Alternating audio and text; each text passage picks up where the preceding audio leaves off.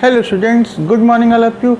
Students, your exercise 7.1 has been finished now, and in exercise 7.1 we have learned lots of concepts like how can we solve a linear equation by systematic method, by transposition method, and by trial and error method.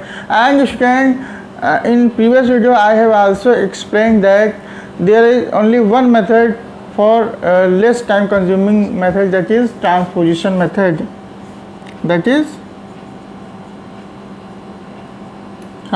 method. So student, keep in mind this method because this method is very useful for finding the solution of unknown quantity like variable.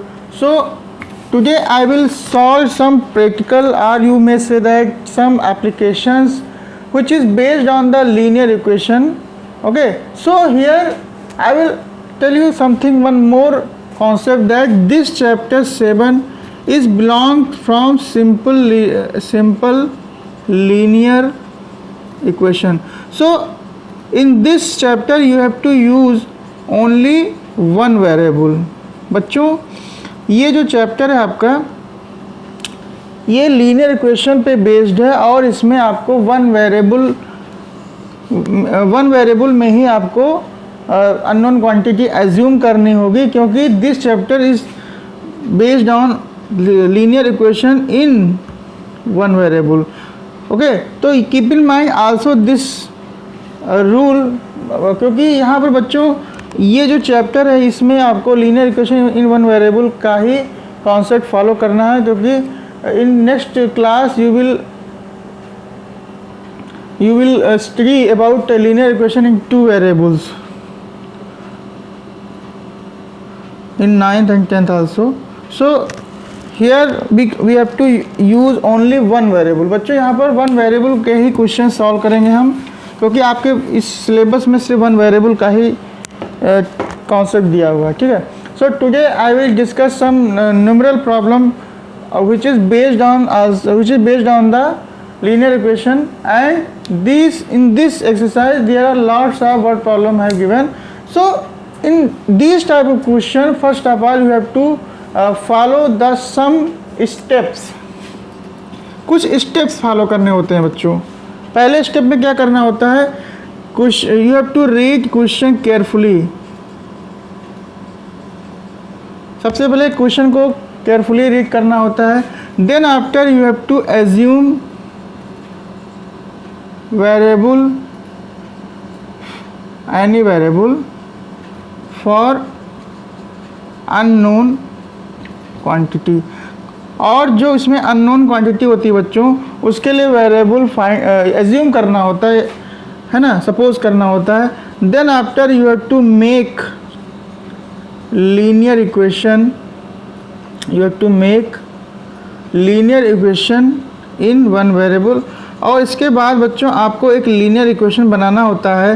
And then after you have to solve this linear equation by. अब बच्चों जैसे आपको मालूम है 3 methods होते हैं, लेकिन जो मेथड जिसमें कम समय यूज़ होता है, लेस टाइम कंज्यूमिंग होता है, तो उसमें हम ट्रांसपोजिशन मेथड यूज़ करेंगे for solving all the questions of this exercise. बच्चों इसमें हम ट्रांसपोजिशन मेथड ही यूज़ करेंगे, because in this exercise no need to apply any method, because here in all the question there are no particular methods have been used, so you have to apply only transposition method. So in fourth step you have to solve linear equation by transposition method. Okay, then after you will get the solution of variable. तो ये सभी steps को आपको follow करना है बच्चों, और इन steps को वन बाय वन फॉलो करना है. तो सबसे पहले हमें क्वेश्चन को रीड करना है. देखिए क्वेश्चन क्या है.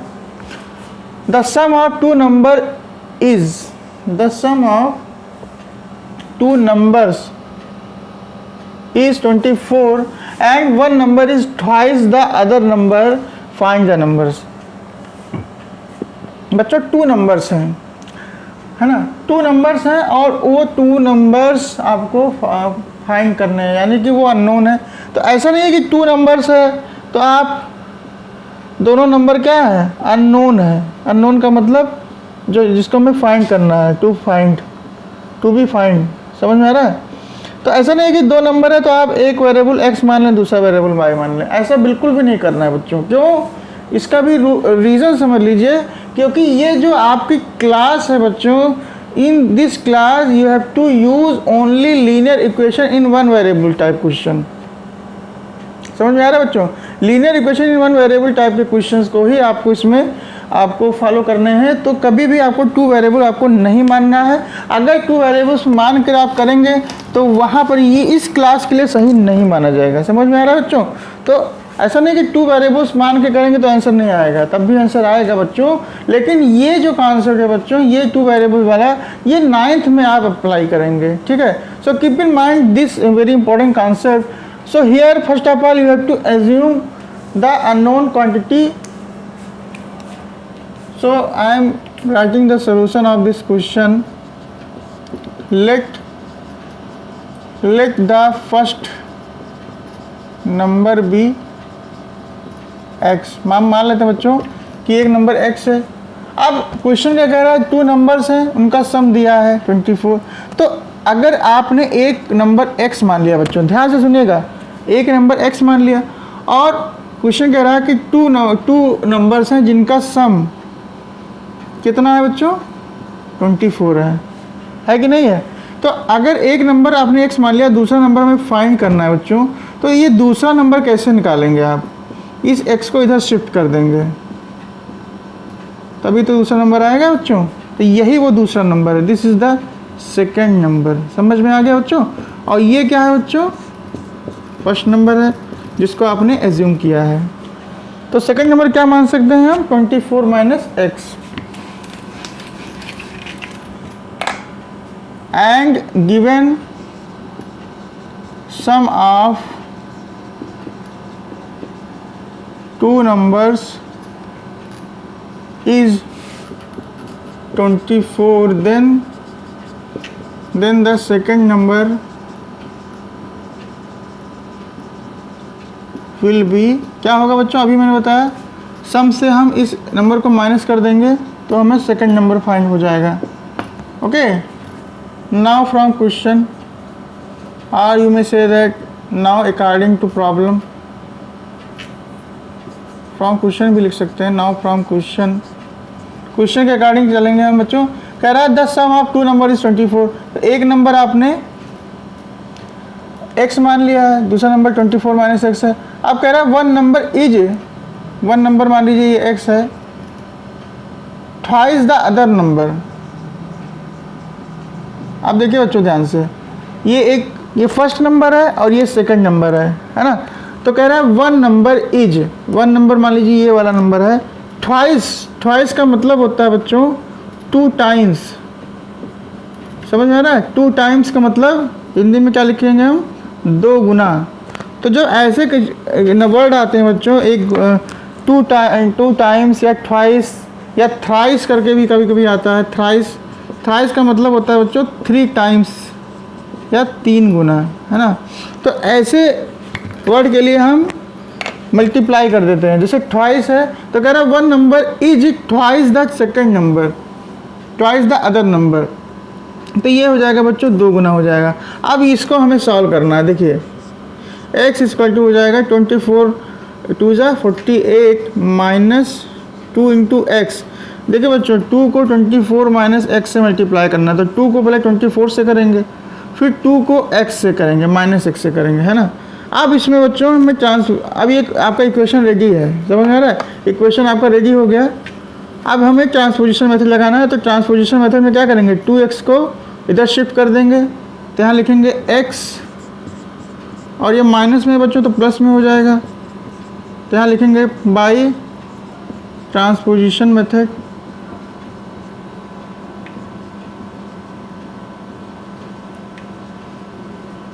फिर देखिए 2x और यहाँ पे क्या है बच्चों x है, x से आगे कोई कोएफिशिएंट नहीं है तो 1 मान लेते हैं। तो इस 1 और 2 को ऐड कर देंगे तो कितना हो जाएगा, 3 हो जाएगा। तो यहाँ क्या लिखेंगे बच्चों 3x प्लस 48। तो x इक्वल टू क्या हो जाएगा बच्चों, इसको भी ट्रांसपोज करेंगे तो डिवाइड हो जाएगा ना 48 अपॉन 3, 3 1 3, 3 16 जा, यानी x की वैल्यू आ गई 16। Hence we can say that first number is equal to, क्या माना था आपने x यानी कि 16 है, and second number is will be, second number क्या था आपका बच्चों 24 माइनस एक्स, यानी कि 24 minus 16 that is 8, and this is the final answer. Okay, so student I am going to second question, but before moving second question, pause the video to note it down in your copy and take a screenshot. Now student, we are moving the third question. Student, you have to solve question number 2 by yourself. Try to solve by yourself. Okay, before watching steps of question number 1, you have to try to solve. बच्चों try करना है आपको by yourself, and if you have any doubt ask me in live online class. Okay, so we are moving the next question, that is question number 3. Question number 2 is just like little bit same as question number 1, so you have to try to solve by yourself. Okay, so here the question number 3 is half of a number added to 10 gives 20. So here first of all you have to read the question carefully, then after you have to make the linear equation, and student after making linear equation you have to solve the equation by transposition method. Okay, so here the question is saying that half of a number, बच्चों ये जो number है ना this is unknown quantity, इस number को ही हम assume करेंगे, so the solution will be let the required number be x। हम मान लेते हैं कि वो नंबर x है, ये जो नंबर है बच्चों हाफ ऑफ अ नंबर, ये नंबर हमने क्या मान लिया x।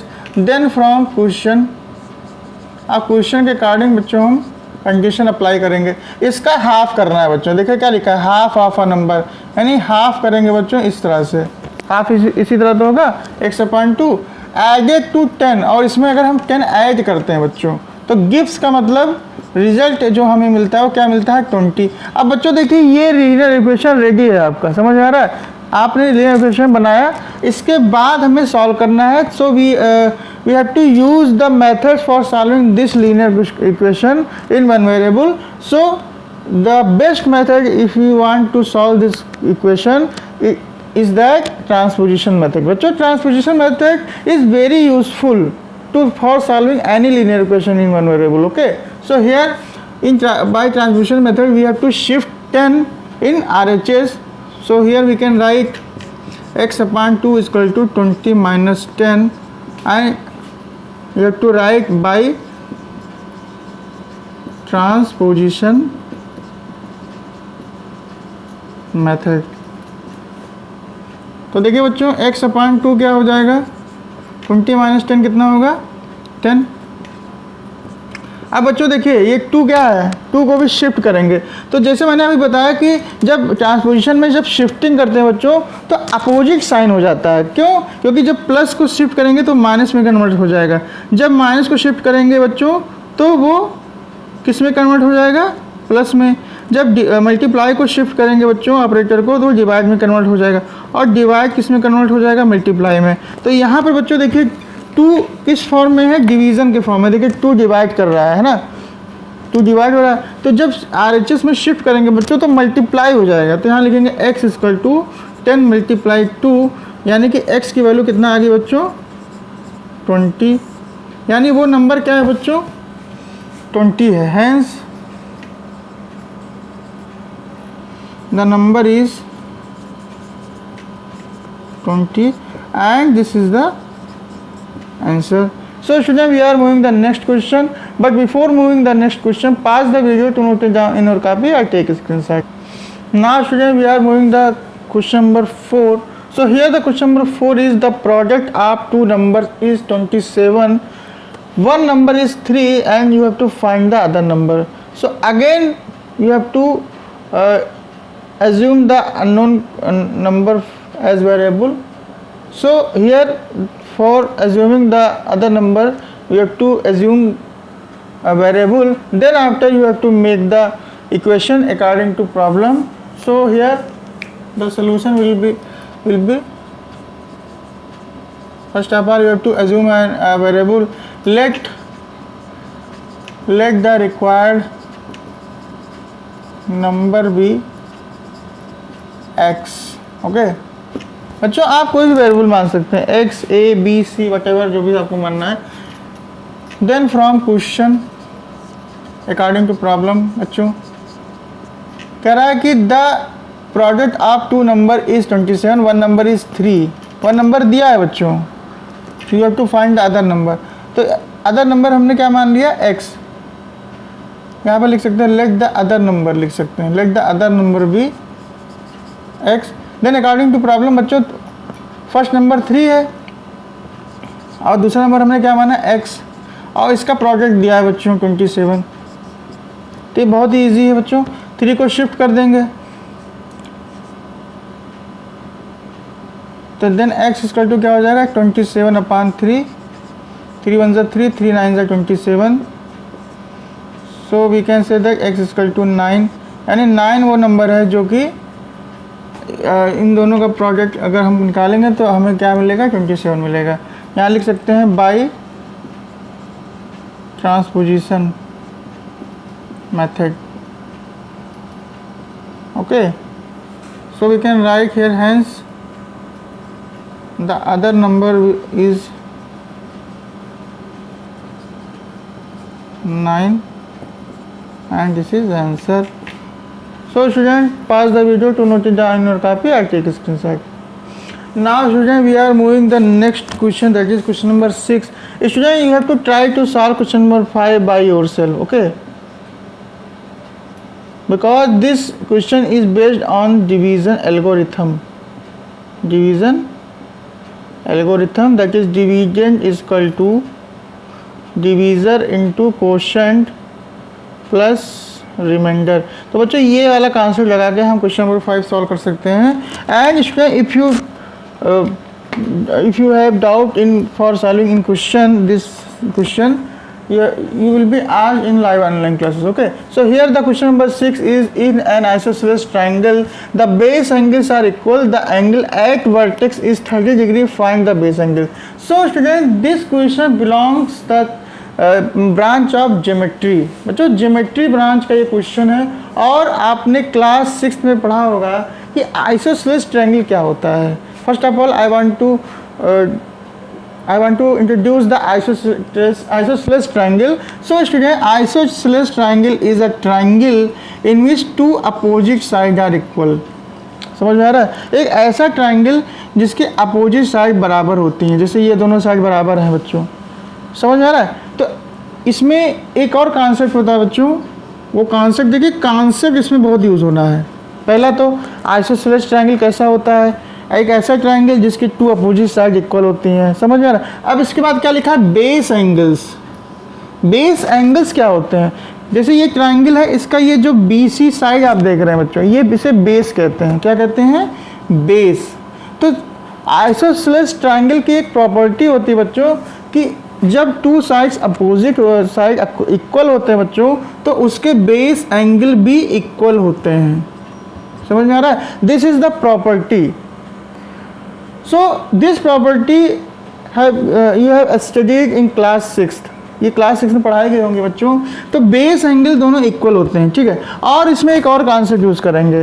वो कॉन्सेप्ट क्या होता है बच्चों, वो अभी हम आपको बताएंगे. और कह रहा है कि the angle eight vertex is 30 degree. तो बच्चों ये जो वर्टेक्स है इसका एंगल दिया हुआ है, कितना है, 30 डिग्री.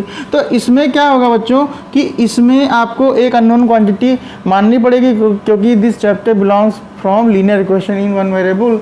तो यहाँ पर हम x इस एंगल के लिए क्या मान लेंगे, x डिग्री मान लेंगे। लेकिन ये दोनों एंगल इक्वल हैं, तो अगर आप ये x डिग्री मानेंगे बच्चों तो ये भी x डिग्री हो जाएगा। समझ में आ रहा है, क्योंकि दोनों बेस एंगल इक्वल होते हैं। And this is the property of an isosceles triangle. So here we can write given the base angles of isosceles triangle are equal, then from figure, बच्चों फिगर बना लेना आप सॉल्यूशन में, क्योंकि figure से ही आप सारी चीज़ें क्लियर हो जाएंगी। So then from figure let angle B और एंगल सी आपस में बराबर है बच्चों, तो इसको लिए हमने क्या मान लिया, x degree.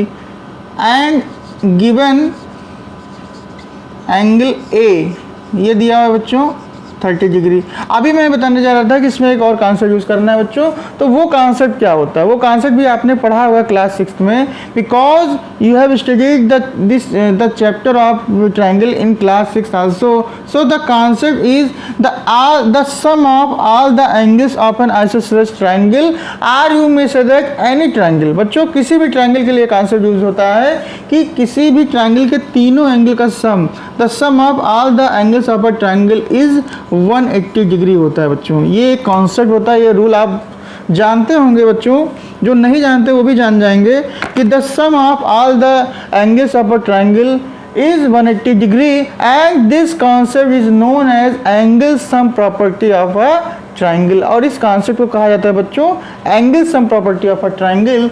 So we can write hence from angle sum property of triangle. Angle sum property of triangle से हम कह सकते हैं, क्या कह सकते हैं बच्चों, कि angle A plus angle B plus angle C ये होता है बच्चों 180 डिग्री, है ना। तो एंगल ए कितना होगा बच्चों, 30 डिग्री है, बी कितना है बच्चों, x डिग्री है, सी भी x डिग्री है बच्चों, तो ये हो गया 180 डिग्री। अब देखिए बच्चों x और x मिलके क्या हो जाएगा, 2x हो जाएगा, x मिलकर ऐड हो जाएंगे ना, और 30 को शिफ्ट कर देंगे, this is the transposition method, तो माइनस में हो जाएगा। तो 2x इक्वल टू कितना आएगा बच्चों, 150 डिग्री। तो 2 को भी शिफ्ट कर देंगे बच्चों, क्योंकि यहाँ 2 मल्टीप्लाई में है, आपको मालूम है कि 2x का मतलब होता है 2 मल्टीप्लाई x।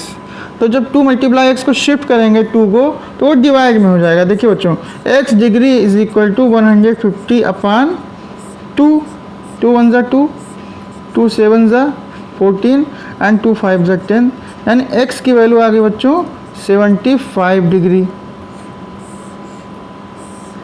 ये बच्चों डिग्री क्या होता है, degree is the unit of angle, इसलिए बार बार डिग्री यूज़ कर रहे हैं हम। तो बच्चों एक एंगल तो पता चल गया 75 डिग्री है, तो दूसरा एंगल भी 75 डिग्री हो जाएगा। तो यहाँ लिख सकते हैं, एक लाइन हम यहाँ पे लिख सकते हैं,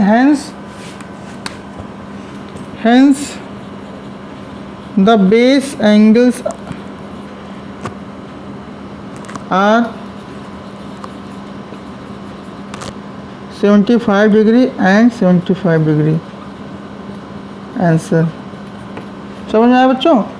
सो student we are moving the next question, but before moving next question pause the video to note it down in your copy. I take a screenshot.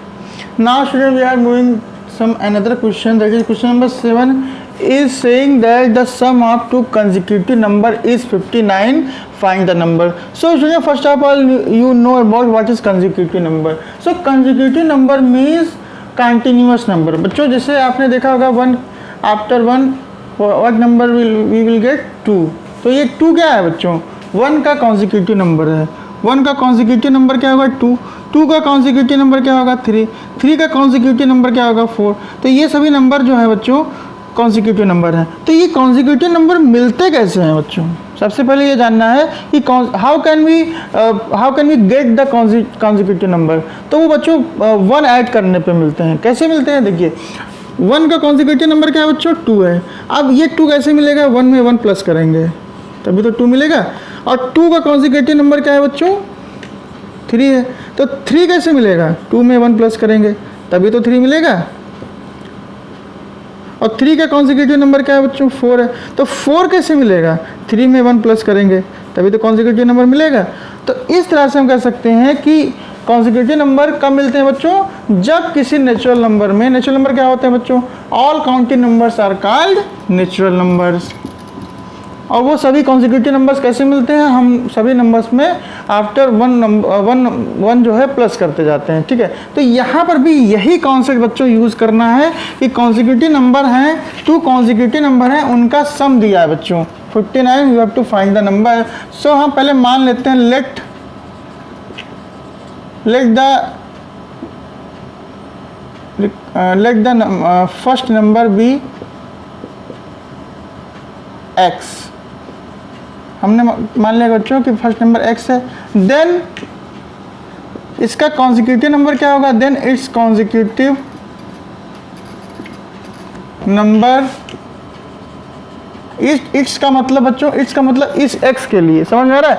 Then it's consecutive number will be, क्या हो सकता है बच्चों, हमने अभी बताया consecutive number कैसे मिलते हैं, हम 1 प्लस करते हैं। जैसे हमने कहा ना 10 का कॉन्जिक्यूटिव नंबर क्या होगा, तो 11 होगा। कैसे होगा, 10 में 1 प्लस कर देंगे। तो x का कॉन्जिक्यूटिव नंबर्स क्या होगा, x, तो इसमें भी हम x में 1 प्लस कर देंगे। समझ में आ गया बच्चों। नाउ फ्रॉम क्वेश्चन के अकॉर्डिंग हमें क्या बनाना है बच्चों, इक्वेशन बनाना है। तो इक्वेशन कैसे बनेगा, यहाँ पर क्या लिखा है बच्चों, सम। तो 2 कॉन्जिक्यूटिव नंबर का सम दिया है 59। सो वी कैन राइट पहला नंबर क्या है x, और दूसरा कॉन्जिक्यूटिव नंबर क्या है x + 1। इन दोनों का सम दिया है 59। तो अब बच्चों ये आपका linear equation in one variable ready हो गया है। Now we have to open the bracket just like as, so here x means x, you have to add x and x, it means 2x, और 1 को इधर shift कर देंगे by transposition,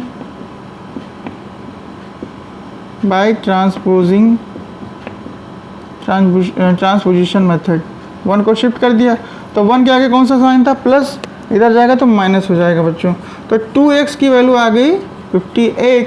और 2 जो है बच्चों मल्टीप्लिकेटिव ऑपरेटर से जुड़ा है, तो जब 2 को शिफ्ट करेंगे बच्चों तो डिवाइड में कन्वर्ट हो जाएगा, यानी x = क्या हो जाएगा 58/2, 2 2 जा 4 एंड 2 9 जा 50, 2 9 जा 18 है ना। तो x = 29 हो गया।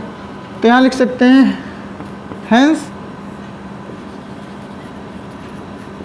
First number is equal to x, that is 29, and second number is equal to,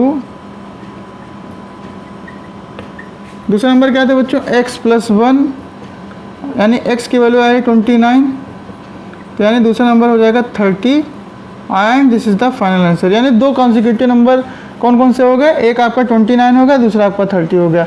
so student, I hope you are all understand today's concept that how can we solve the word problem of linear equation. And student, one more thing, that try to solve the today's homework question, that is question number 2 and 5। बच्चों 2 और 5 को you have to solve by yourself. बच्चों try to solve by yourself. First of all you have to solve in rough copy, then after you have to fair. And before solving this question you have to watch all the steps very carefully. And student, in next video I will complete the remaining question of this exercise. So thank you for being with us.